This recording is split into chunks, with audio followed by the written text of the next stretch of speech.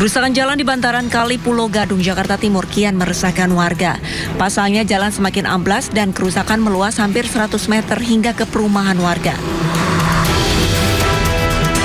Dinding rumah warga pun perlahan-lahan mulai banyak yang mengalami keretakan. Kendaraan mulai kesulitan untuk melintas di jalan tersebut. Ini kayaknya makin parah sih Mbak, soalnya kalau pertama tuh nggak semiring ini, cuman berapa derajat gitu lah. Ini sekarang udah hampir miring dan ini tambah lebar, berarti di bawah ini tambah turun sepertinya nih. Ya mensiasatinya kita jalur alternatif gitu loh. Jadi juga repot gitu loh. Jalur utama, jalur alternatifnya itu aja kalau mobil cuman nggak bisa berseberangan. Warga menyampaikan bahwa amblasnya jalan sudah terjadi sejak Maret 2026. Dugaan sementara penyebab amblasnya jalan karena adanya kendaraan berat yang parkir di lokasi tersebut dalam kurun waktu yang cukup lama. Berdasarkan keterangan warga, hingga saat ini belum ada peninjauan dari pemerintah setempat ataupun solusi perbaikan jalan utama di lokasi tersebut. Pemirsa, Gubernur Jakarta Pramono Anung telah memerintahkan Dinas Sumber Daya Air untuk melakukan perbaikan jalan ambles di bantaran Kali Pulo Gadung, Jakarta Timur.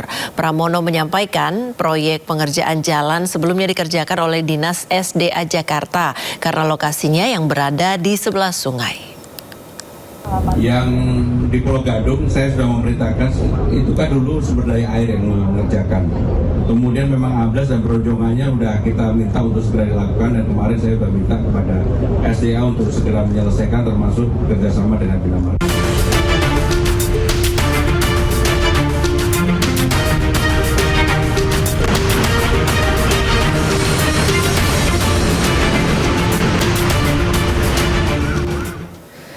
Pemirsa, selanjutnya kami akan mengajak Anda untuk mengetahui pantauan lalu lintas hari ini di sejumlah wilayah melalui pantauan CCTV Korlantas Polri.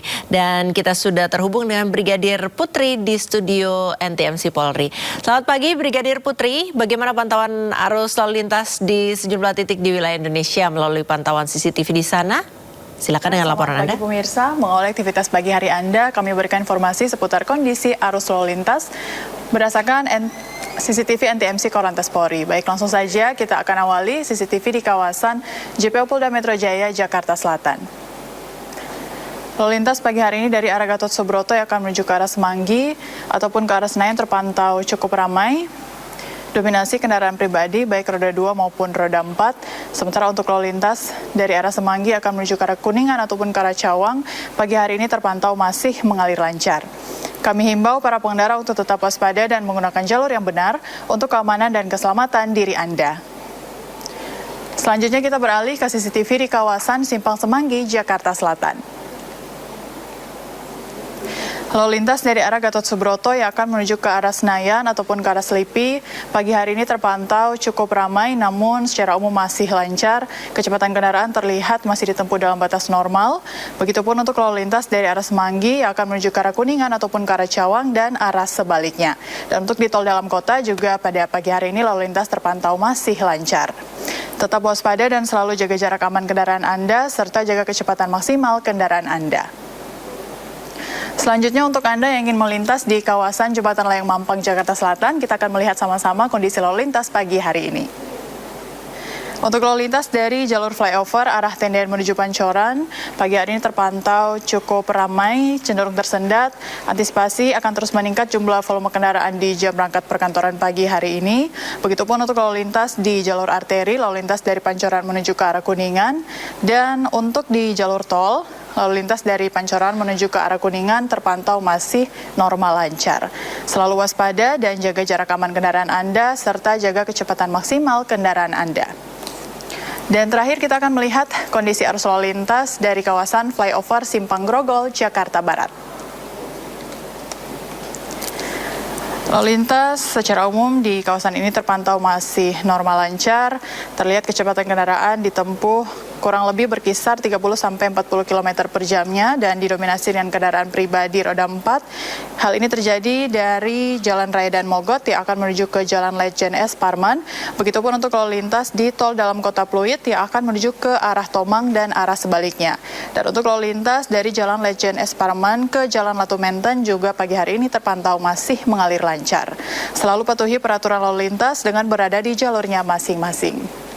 Pemirsa, berdasarkan data IRSMS Korlantas Polri, angka kecelakaan lalu lintas di Indonesia 1 kali 24 jam terjadi sebanyak 203 kasus laka lantas. Dengan rincian 13 meninggal dunia, 14 luka berat, 139 luka ringan.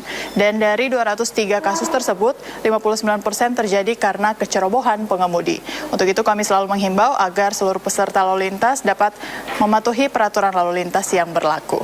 Untuk Anda yang mengupdate seputar informasi kondisi arus lalu lintas lainnya, kami siap melayani Anda di call center kami 15669 ataupun layanan SMS Center di 9119. Stop pelanggaran, stop kecelakaan, keselamatan untuk kemanusiaan, dan salam presisi.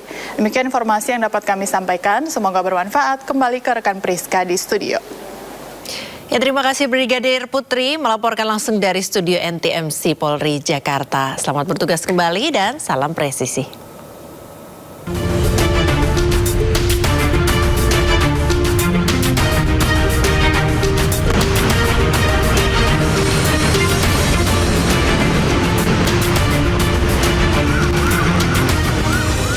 Dua ledakan mengguncang Damaskus, Suriah. Insiden terjadi di tengah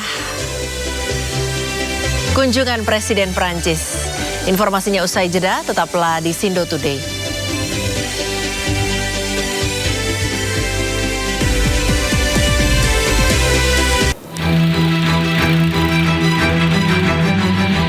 Kebakaran masih melanda TPA Jatiwaringin, Kecamatan Mau, Kabupaten Tangerang, Banten. Petugas gabungan dari pemadam kebakaran BNPB dan tim Manggala Agni terus berupaya padamkan api di beberapa titik timbunan gunungan sampah tersebut. Hembusan angin kencang membuat petugas sulit padamkan api. Suhu panas pada musim kemarau ini terus memantik gas metana yang ada di timbunan sampah. Memang angin sekarang ini kencang ke wilayah barat di sini. Di wilayah barat sini ada memang beberapa titik ya, karena anginnya kencang tiupannya, terus juga gas metannya di bawah juga muncul sehingga asap juga bisa. Pastinya kan itu kalau misalkan anginnya kencang, pasti itu berusaha. Selain itu, sulitnya medan membuat petugas belum bisa menjangkau titik api.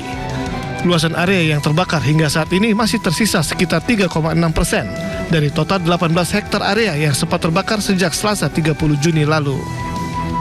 Walaupun yang lainnya itu sudah tidak kelihatan api, tetapi dilihat dari drone itu kan masih panas gitu kan, jadi itu berpotensi lagi bisa keluar api, makanya pendinginan tetap dilakukan. Sementara itu, meski asap masih menyebar ke desa-desa, namun sudah tidak ada lagi warga terdampak yang memeriksa kesehatan di Puskesmas Sukadiri yang meliputi 8 desa. Dibandingkan 3 hari sebelumnya, banyak warga yang mengeluh sesak nafas akibat menghirup asap yang masuk ke rumah mereka. Jadi petugas kami memang senantiasa bersiaga di lokasi terdekat dengan TPA. Jadi kalau sewaktu-waktu terjadi peningkatan resiko atau terjadi bencana yang lebih besar, kami di sini mempersiapkan untuk berkoordinasi, mengirim tim ke sana untuk baik evakuasi maupun untuk pengobatan. Rencana pemerintah Kabupaten Tangerang membuat operasi teknologi modifikasi cuaca hingga kini masih belum terlaksana akibat nihilnya potensi awan hujan. Dari Kabupaten Tangerang, Banten, Aimarani, iNews melaporkan. Pemirsa, jalan di bantaran Kali Pulau Gadung, Jakarta Timur kian ambles. Warga pun mulai kesulitan beraktivitas karena kerusakan yang meluas hampir 100 meter.